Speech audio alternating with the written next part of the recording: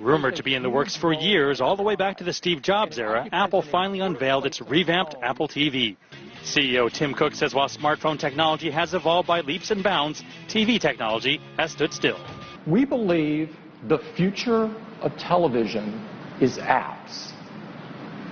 In fact, this transition has already begun. We're spending more and more time on our computers and mobile devices enjoying great TV content through apps.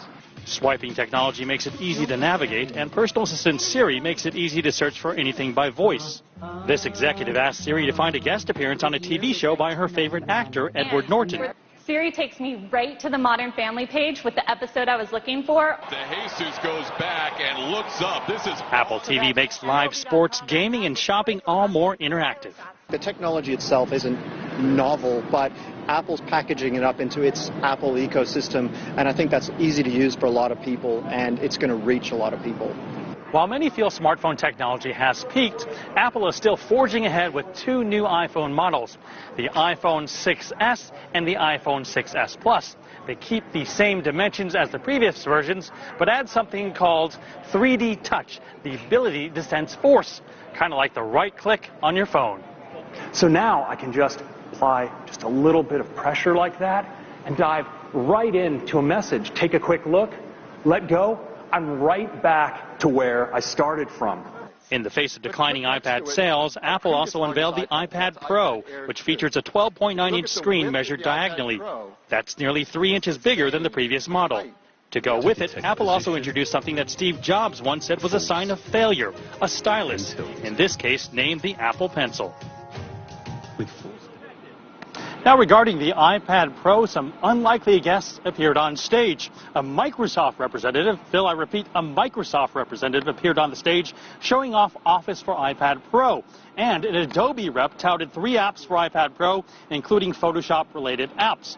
As you recall, Adobe and Apple have not seen eye to eye for quite some time, especially since iPhone does not allow Adobe Flash. So this goes to prove that old rivals can indeed come together for the sake of business. Phil. Yeah, they're not exactly best friends like we are. You know, by the way, that little pencil thing that you were showing off earlier, I mean, I think that's like a $100 pencil. So, but here's the question about the iPhone. It's been a big part. In fact, it's the majority of Apple's revenue and its growth overall.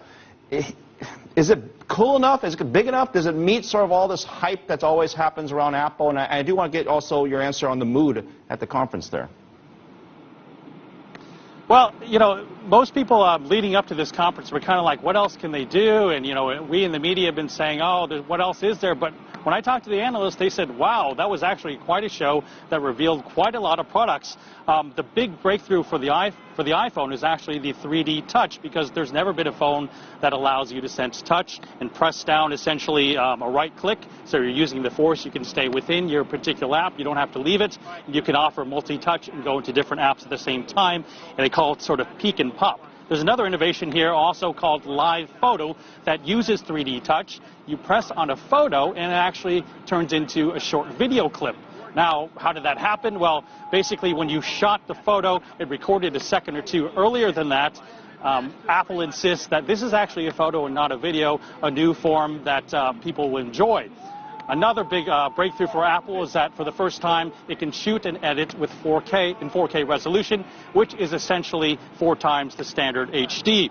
So you're going to be having a lot of content created by 4K video and live photos, which create more storage, and you're going to need more memory. And where do you turn to for that? Well, Apple is well positioned with iCloud to take your bucks and suck people into the new ecosystem for premium dollars. Phil. All right, Mark, thanks for making me feel old. Thank